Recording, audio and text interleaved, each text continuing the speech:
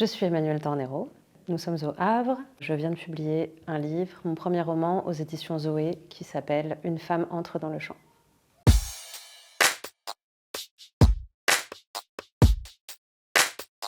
Écrire et lire, ça a toujours été important dans ma vie, depuis toute petite. J'ai des souvenirs de lire un peu tout et n'importe quoi, ce qui me tombait sous la main, des livres pour enfants qui avaient appartenu à ma mère, à mes tantes, des livres qui traînaient au grenier sur tout sujet.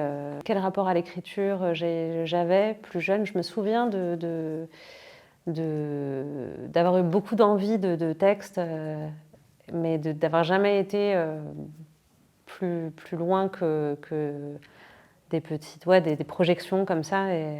Mais quand mes parents ont déménagé il y a 2 ans, on a vidé le grenier et là j'ai retrouvé plein de choses que j'avais oubliées, des débuts d'histoire dans des cahiers, énormément de choses qui avaient été conservées là dans ce grenier.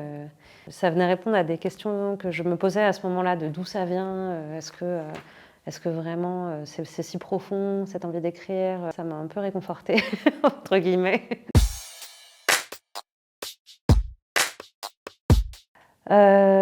J'ai un souvenir assez vif, enfant, de lire un livre qui s'appelle La cicatrice d'un auteur canadien, je crois, Bruce Lowry.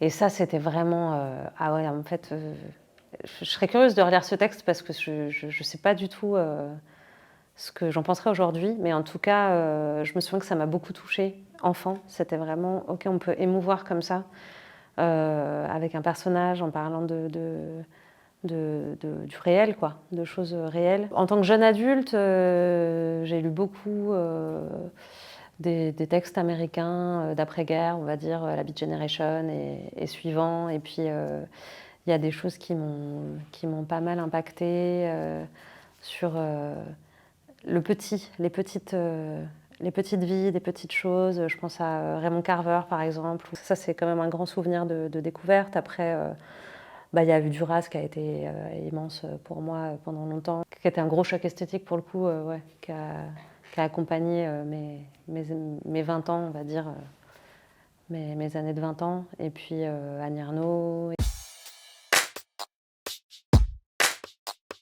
Un moment qui a été vraiment charnière dans ma vie, ça a été d'intégrer un autre master de création documentaire et qui a vraiment fait basculer ma vie dans autre chose, et ce rapport au sonore et à la narration du réel, on va dire.